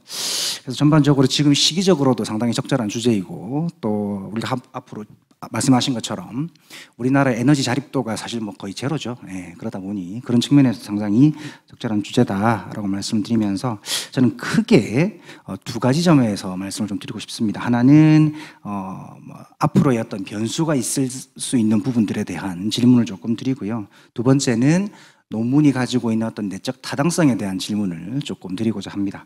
우선 변수에 대한 이야기를 조금 먼저 드리고 싶은데요. 지금 앞으로 겨울이 다가오고 우크라이나하고 러시아와의 전쟁이 지금 끝날 기미가 잘 보이지가 않습니다. 그런 상황이고, 거기다가 지금 인플레이션도 상당히 높고요. 또 각국의 중앙은행들이 기준금리를 올리고 있는 상황이고, 여러 가지 경제 여건이 좋지 않은 상황인데, 그럼에도 불구하고 최근에 어떤 내용들을 보면 가스 비용이 가격이 $100 아래로 떨어지고 있다라는 이야기가 많이 나와요. 뿐만 아니라 EU에서 아직 합의는 되진 않았지만 러시아로부터 들어오는 석유라든지 이런 부분에 대해서 가격 상한제를 실시하겠다라는 이야기도 분명히 나오고 있습니다. 그런 점들 때문에, 그리고 하나 더, 기후적인 영향을 놓고 봤을 때, 물론 예측의 영역이긴 합니다만은 기후적인 영역에서 봤을 때도 올 겨울이 그렇게 춥지 않을 것이다 라는 이야기도 나오고 있어요. 그렇다고 한다면 사실상 앞으로 가스 문제, 에너지 문제가 중국하고 러시아 간의 이야기를 하기는 하지만 그다지 심각하지 않을 수 있는 가능성도 존재하지 않겠는가, 그 점에 대한 것들을 좀 여쭤보고 싶고요. 또 하나는 지금 11월 달에 미국의 중간선거가 있고요. 최근에 중국에서는 시진핑 주석이 3년이면 성공하는 그런 상황이 지금 국제정치적으로 발생을 하고 있습니다. 했고 할 예정입니다. 그렇다고 한다면 사실상 중국 역시 미국도 공화당이 집권하면 우크라이나와의 전쟁을 빨리 끝내기를 종용한다라는 이야기도 나오고 있고, 뿐만이 아니라 시진핑 주석이 3년임을 하면서 중국이 공동부유라고 하는 쪽으로 더 포커스를 맞춤으로 인해서 오히려 더 중국의 어떤 경기가 침체될 가능성이 높다. 그렇다고 한다면 중국도 에너지 소비가 그렇게 활발하지 않을 수 있다라는 예측도 가능하다라는 거죠. 그렇다고 했을 때 역시 마찬가지로 이것도 에너지의 어떤 부분들의 위험을, 소위 말하는 리스크를 감소시킬 수 있는 부분이 될지 않을까, 그런 변수는 한번 생각해 보시는 게 좋을 것 같고요. 최근에 그것과 하나 더불어서 이 가스 비용이라든지 이런 부분들이 크게 높아지지 않은 이유가 미국의 LNG선이 LNG 실어서 유럽으로 바로 보내는 업체들이 있습니다. 그 업체들이 우크라이나 전쟁이 발발하고 나서 최근까지 근 2배 이상 성장을 해요. 적게는 50%, 많게는 100%까지 성장을 합니다. 그런 부분들도 함께 고려를 해야 되지 않을까 말씀을 드리고요. 지금까지는 변수 이야기였고, 두 번째 이제 논문의 내적 타당성에 대한 말씀을 조금 드리고 싶습니다. 사실 이건 제목은 경제 안보라고 되어 있는데 사실은 에너지 안보가 아마 더 적합할 것 같고요. 제가 이제 내적 타당성에서 드리고 싶은 말씀은 마지막 부분에 이제 발표자께서 말씀하셨는데, 지금 우리가 지금 여기 논문에는 중국과 러시아의 에너지 협력 사례를 본다라고는 하지만 우리가 벤치마킹 해야 되는 건 일본 이야기를 하고 계세요. 그렇다고 한다면 사실은 러시아와 우크라이나 전쟁 사이 벌어지는 어떤 에너지 위기에, 그죠, 우리가 일본 사례를 참고해야 되는 쪽으로 논문의 내적 타당성을 가져가는 게 더 맞지 않을까 저는 좀 그 생각이 좀 들었습니다. 왜냐하면 뭐 논문 결론에 뭐 중국의 어떤 여러 가지 정책들 우리가 벤치마킹하는 게 아니라 일본에 대한 얘기를 하셨다고 한다면 그렇게 논문을 구성하시는 게 논문 자체의 내적 타당성에 더 맞지 않지 않겠는가 그렇게 말씀드리고요. 하나 더 재밌는 사실은 저도 뭐 이번에 이거 보면서 좀 알게 됐지만 사실 우리 기술 분야 협력이라고 하는 거죠. 미중 기술 패권 과정에 LNG라든지 여러 가지 이런 에너지 수송과 관련한 여러 가지 시설들의 어떤 중요 핵심 부품이라든지 핵심 어떤 반도체들은 다 미국이 걸 쓰고 있는 상황이고요. 그런 부분들도 조금 더 한번 포커싱을 맞추셔서 미중 기술 패권 와중에 어떤 에너지 문제를 조금 더 연구를 더 하신다면 훨씬 더 풍부하고 경우에 따라서 더 내적 타당성이 있는 글이 되지 않을까 그렇게 생각하면서 저의 토론은 마치도록 하겠습니다. 예, 이상입니다. 예, 이영규 교수님 토론 감사드립니다. 아주 정확한 시간 맞춰주셔서 감사드리고요. 다음으로는 김진영 교수의 중력 모형을 이용한 한류 무역 영향 분석에 대한 토론을 한국수출입은행 손승호 박사님께서 해주시겠습니다. 부탁드립니다. 예, 안녕하세요. 반갑습니다. 수출입은행에서 근무하고 있는 손승호입니다. 최근에 한국의 무역 수지가 6개월 연속 적자를 기록하면서 수출 확대를 경제 성장의 주요 동력으로 삼고 있던 우리 경제에도 우려가 커지고 있습니다. 이러한 때에 김진영,孙병민 두 분 교수님들이 중력 모형을 이용한 한류 무역 영향을 분석하여 페이퍼를 발표한 것은 한류를 활용한 수출 증대 방안을 모색할 수 있다는 측면에서 의의가 크다고 하겠습니다. 특히 논문의 서두에서 언급하였듯이 아직까지 북방 지역과의 경제 교류에 있어 한류를 포함하는 경험적 연구는 매우 미비한 상황인데 이 연구를 통해서 북방 지역을 포함하는 한류의 포괄적 가치를 살펴보았다는 점에서 각별한 의미가 있다고 하겠습니다. 본 연구는 경제 규모, 거리 등이 그 중력 모형에서 사용하는 기본적인 변수 외에 인구, 한류 변수, FTA 등의 변수를 추가해서 상대 국가의 전체 교역객 중에서 상대 국으로의 수출액이 어떻게 변화하는지를 분석을 하였습니다. 주요 연구 결과에 대해서는 교수님의 발표를 잘 들었고요. 그 발표하신 내용 중에 이 논문에서 주목하고 있는 FTA 체결 또는 지역 경제권의 구성이 무역에 미치는 긍정적인 효과가 여러 면에서는 나타나고 있는데 그중 중요한 부분이 경제적 거리의 단축이라고 할 수 있습니다. FTA나 경제통합체와 같은 지역 경제권의 형성은 물리적 거리를 경제적 거리의 개념으로 대체해서 이 경제적 거리를 좁힘으로써 교역을 간접적으로 확대시키는 역할을 한다는 것을 알 수 있습니다. 또한 지역 경제권 구성은 기존의 무역 구조가 경쟁적이거나 또는 보완적이거나 이런 거에 상관없이 이 무역 구조를 극복한 교역 확대를 도모할 수 있다는 점에서 다시 한번 강조하고 싶습니다.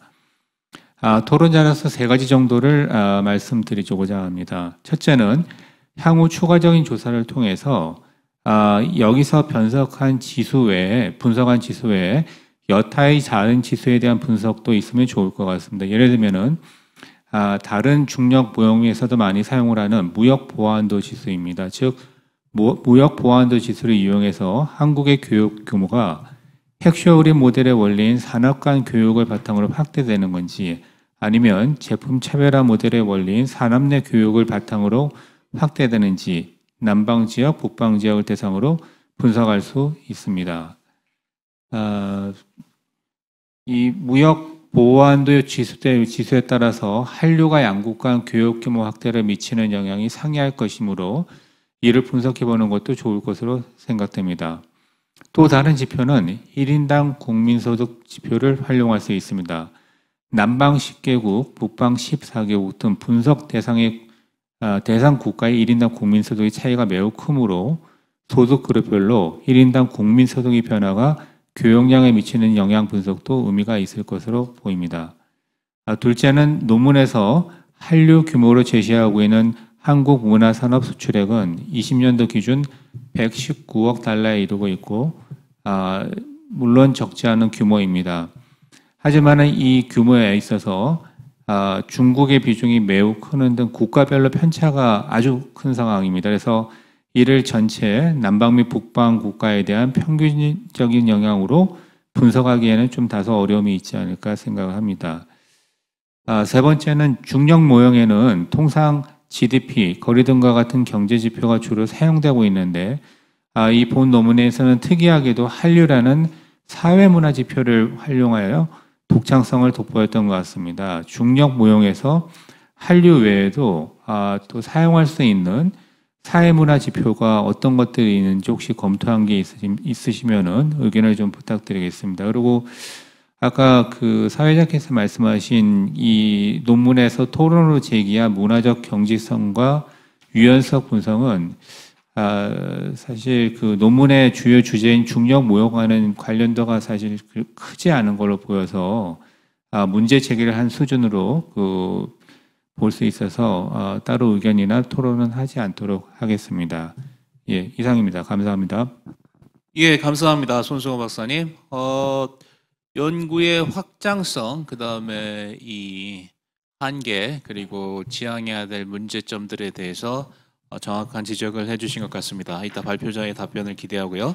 마지막으로 터키의 신아시아 구상과 한국의 함의 논문에 대해 박수현 교수님께서 토론해 주시겠습니다. 부탁드립니다. 네, 한국외대 미디어 외교센터의 박수현 박사입니다.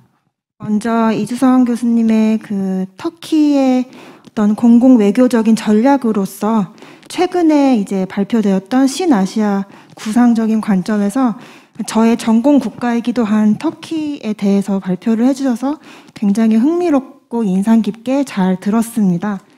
이 발표를 제가 보면서 사실 그 공공 외교라는 키워드에 이제 저는 좀 초점을 맞춰서 많이 이제 관심도 가기도 했고, 이 공공 외교라는 그 트렌드, 이 외교 전략 자체가 그 지역학에 계신, 지역학 연구를 하시는 많은 교수님들뿐만이 아니라 또 이제 제가 속해 있는 미디어 외교 센터에서도 굉장히 주요하게 다루고 있는 개념이기도 합니다.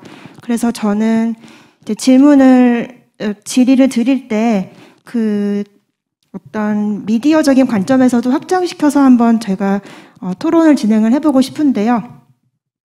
먼저 크게 저의 이제 질문은 두 가지로 이제 정리를 해볼 수가 있겠습니다. 하나는 먼저 이제 이주성 교수님께서 발표를 해주실 때 이 공공 외교라는 개념에 대해서 좀 터키의 정부가 이제 주도하고 있는 부분에 대해서 아주 잘 이제 정리를 해주신 부분도 있었습니다.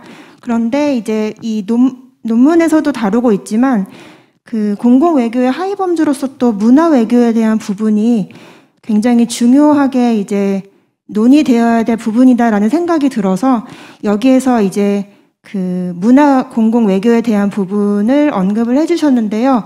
이 부분에 대해서 터키가 조금 더 어떤 그 정부 차원에서 이제 정리해 주신 거 이외에도 어떻게 이제 대중들의 마음을 뺏고자 하는 전략으로서 그 소프트 파워죠. 그러니까 그러한 것들을 활용했을 때 더 구체적으로 터키가 가질 수 있는 공공 외교적인 그 매력 외교가 될 수 있는 부분에 대해서 좀 알고 싶다라는 부분이 한 가지가 있었고요. 네, 두 번째는 이제 그 미디어 외교 센터 저희 연구소에서 바라보고 있는 이제 디지털 공공 외교라는 주제를 가지고도 이제 질문을 좀 드려보고 싶습니다. 이미 이 논문에서도 이제 다루어졌던 부분일 텐데요.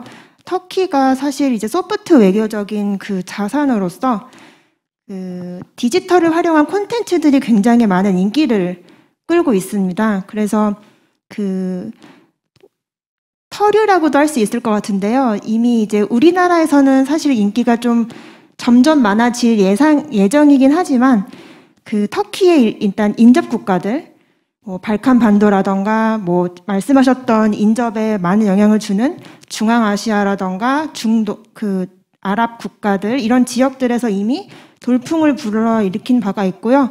서유럽 국가들 같은 경우에도 이미 터키 드라마에 굉장히 많이 빠져 있는 그러한 모습들을 살펴볼 수가 있습니다.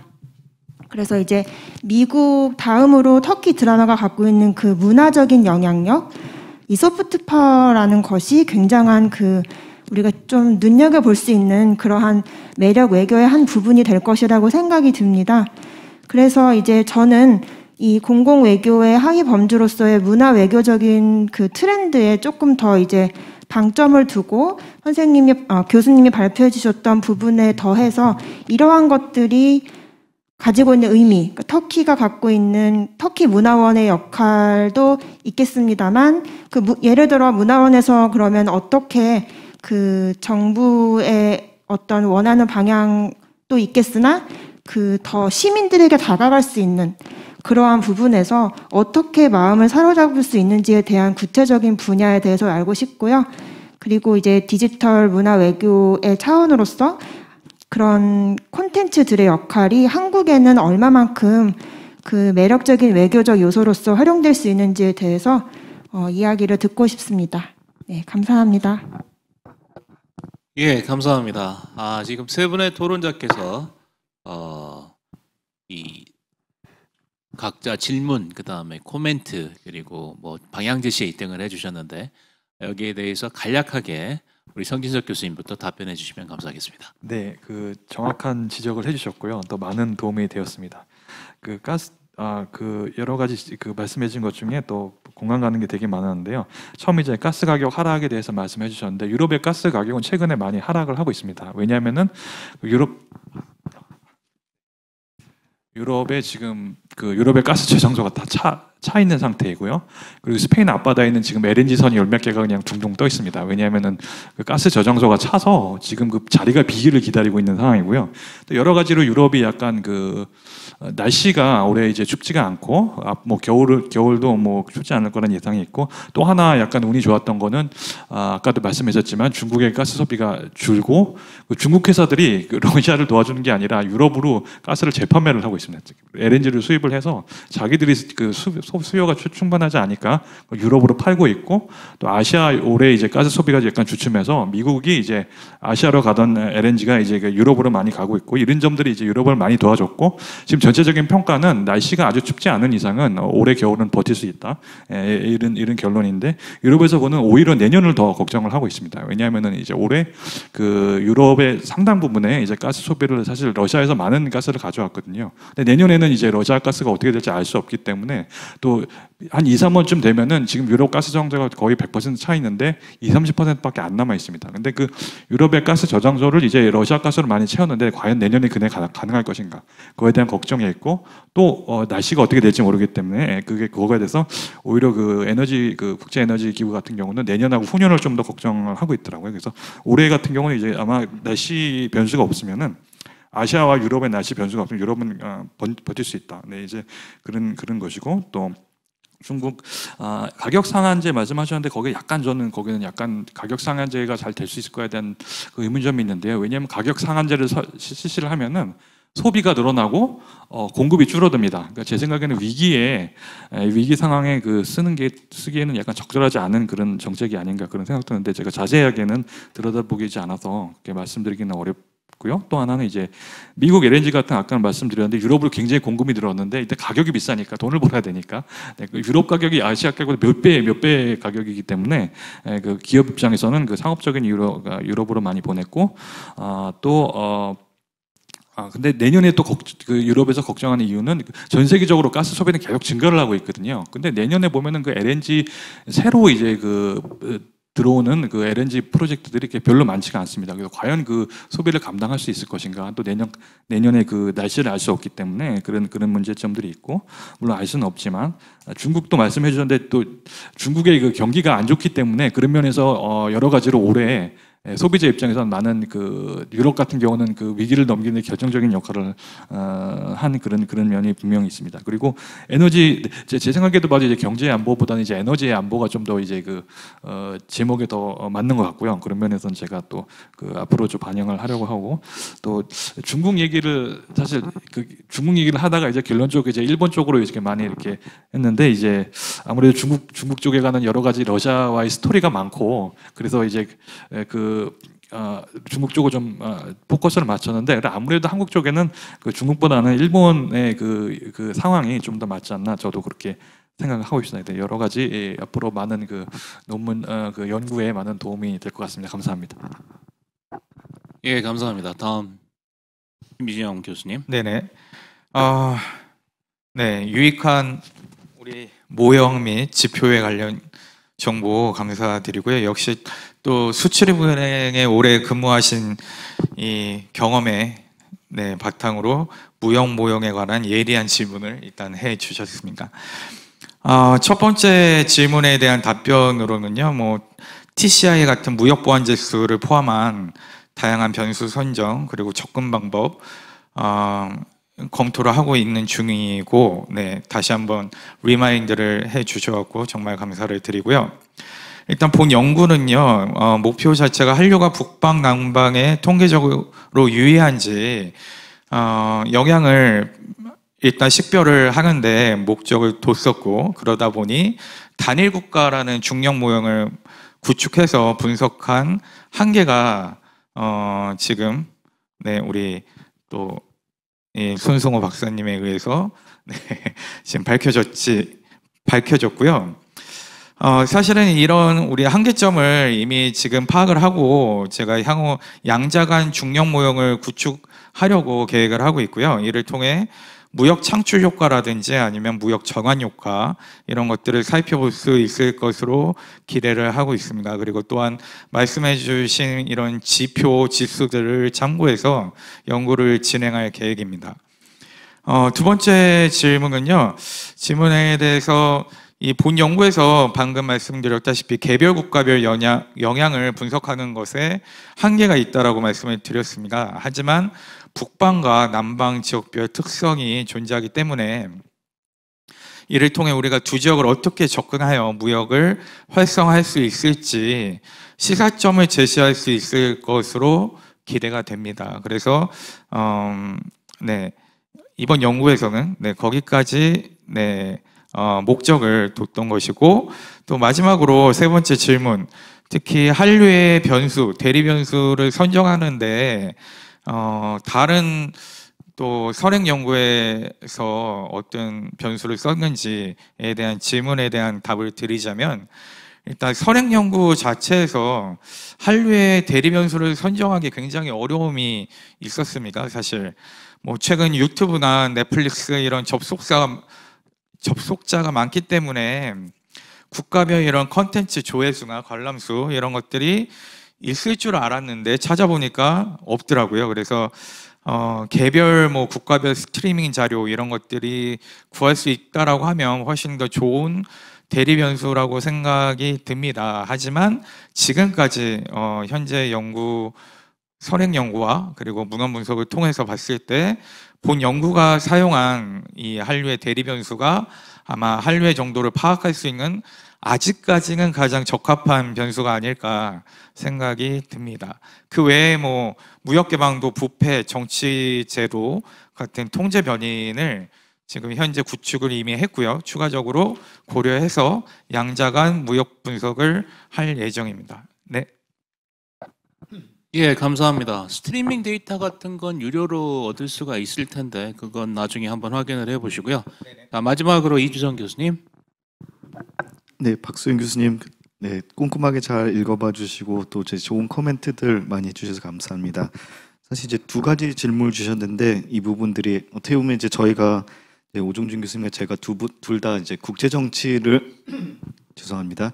전공하는 사람들이기 때문에 가장 좀 부족하고 많은 좀 도움이 필요한 부분들이었는데요. 사실 저희도 좀 많이 고민을 했던 부분입니다. 왜냐하면 이제 신아시아 구상 자체가 원래는 이제 공공에게 전략으로 나왔던 것은 아닌데 어떻게 보면 코로나 변수라는 특성과 또 어떻게 보면 터키 경제적인 환경의 문제들로 인해서 점차 좀 공공의 쪽으로 방향성을 틀어가면서 이제 그런 양상을 가지고 왔는데, 사실 아직까지 이제 터키의 공공외교가 한국과 같은 신공공외교 전략으로까지 발전이 되지는 못했다고 조금 생각을 합니다. 그래서 이제 대부분 이제 정부 주도형 성격을 가진 그런 공공외교가 계속해서 이루어졌고, 이제 공공외교 담당관실이나 이제 정부통신위원회를 통해서 계속해서 이제 이런 공공외교가 어떻게 보면 이제 확산되고도 있지만 어떻게 보면 좀 관리라는 측면도 이제 많이 있다고 보고요. 또 이제 유누스 엠레 같은 경우도 사실상 독립적으로 터키 문화원으로서 어떻게 좀 활동을 해야 되지만 결국은 이제 정의개발당의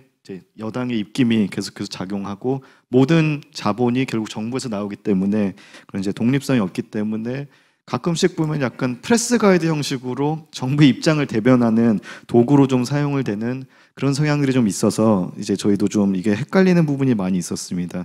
하지만 사실 이제 점차 이런 기관들을 통해서 아니면 이제 계속해서 과거에서부터 이제 보시면은 어떻게 이제 교육 측면이나 언어 교육 측면에서는 계속해서 좀 문화적인 측면이 강조가 되고 있는 것은 사실입니다. 그래서 이제 소련 붕괴 이후부터 어떻게 보면 이제 발칸 국가들이나 중앙아시아 국가를 대상으로 이제 범투르크주의가 계속해서 좀 강조가 되면서 하나의 어쩜 공동체를 만들어가자는 그런 교육들 위주로 그러니까 흔히 좀 우리가 쉽게 얘기하면 이제 터키 입장에서는 이제 자국을 널리 알리고 이제 역으로서 어떤 매력을 확산하는 차원보다는 아직까지는 좀 터키를 알리고 교육시키고 좀 더 이제 역사적 부분을 이제 강조하는 성향을 보였다고 좀 저희는 분석을 하고 있고요.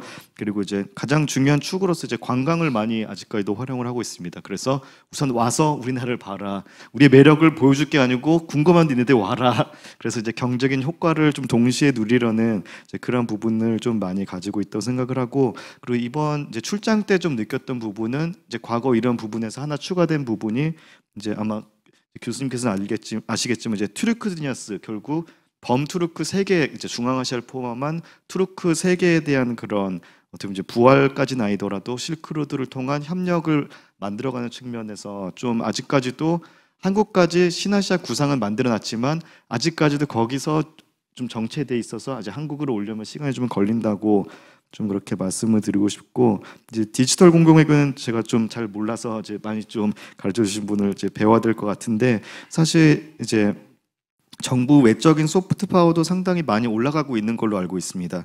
그래서 제가 이제 거주할 때도 넷플릭스나 이런 쪽에서도 사실 이제 한국에서도 쉽게 접할 수 있는 터키 드라마나 이제 TV 쇼가 많이 늘어났고 사실 뭐 중동이나 중앙아시아 지역에서는 한류 붐이 일기 전에는 사실상 대부분의 콘텐츠가 다 이러한 터키시 웨이브, 터류에 기반을 둔 이제 작품들이었기 때문에 어떻게 보면 지금으로 봤을 때는 한류와 터류가 좀 경쟁하는 구도까지도 이제 중앙아시아에서 좀 형성이 되고 있다 이렇게 들었었는데 그렇지만 이제 이런 대중문화나 대중산업을 좀 더 활성화하기 위해서는 어떻게 보면 이제 터키 정부 입장에서 이거를 좀 장려를 해줘야 되는데 여러 면에서 좀 컨텐츠 자체를 통제하는 측면도 있기 때문에 아무래도 약간 그 부분에 있어서 아마 뭐 교수님께서 같이 연구를 진행을 하면서 저희가 좀 발굴을 해서 그런 이제 얘기들을 좀 만들어 나가면 이제 좋지 않을까 좀 네, 그렇게 궁색한 네, 답변을 드리고자 합니다. 네, 감사합니다. 예, 감사합니다. 오늘 세 분의 발표 그리고 세 분의 토론 저희가 가지고 있었던 패널의 제목은 한류와 중경국 외교 60년인데요. 아침에 송민순 외교부 장관께서도 지적을 하셨던 것처럼 외교관이라는 것 그리고 외교라는 것은 우리 국제사회를 하나의 정원으로 보고 그것을 보다 아름다운 곳으로 가꾸는 정원사로서의 역할이 기대되고 있지만 실제 현실에서 우리가 돌아가고 있는 국제사회의 모습은 정원보다는 정글에 가까운 것 같습니다. 지금 벌어지고 있는 각국에서 벌어지고 있는 일들이 그러한 것들을 우리로 하여금 더욱 민감하게 느끼게 만들고 있고 우리 성진석 교수님께서 발표해 주신 러중 에너지 협력 그리고 한국의 경제안보 우리가 이제 이게 지적 나온 바와 같이 경제안보가 사실은 에너지 안보의 문제인데 이 에너지 안보 확보를 위한 외교력의 활용이 어떤 식으로 이루어져야 할까의 문제도 우리가 앞으로 고민해야 할 것 같고 그리고 이제 김진영 교수께서 발표해 주신 중력 모형을 이용한 한류 무역 영향 분석 어떤 목적성을 우리가 제시를 한다면 이와 같은 분석을 통해서 우리의 수출에 도움을 받겠다라는 것인데 이것들이 과연 얼마나 효과적으로 우리가 문화적인 것들을 가지고 수출을 증대할 수 있을 것인가 그리고 거기서 이제 예상되는 역효과는 문화의 일방적 발신은 항상 기대치 않았던 역효과를 가져왔다라는 걸 우리가 역사 속에서 알고 있고 따라서 지금은 모 학자, 제 모 동료의 예전 동료의 표현대로라면 일본 친구인데 여러분 한민족은 반만년 역사상 지금 가장 오만하십니다.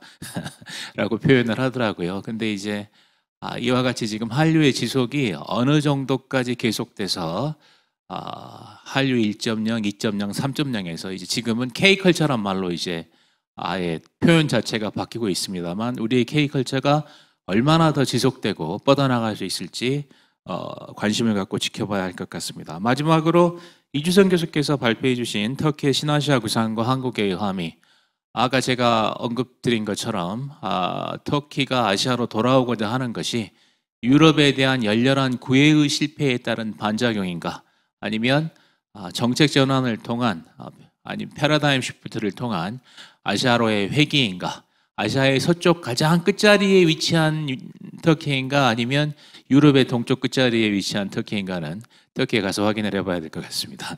네, 오늘 발표와 토론에 참여해 주신 6분 교수님들께 감사를 드리고 이 정해진 시간보다 약간 일찍 끝났습니다만은 오늘 플로어에 이 마이크가 준비되지 않은 관계로 플로어의 질문을 받지 않고 여기서 패널을 종료하도록 하겠습니다. 참여해 주신 모든 분께 감사드립니다. 고맙습니다.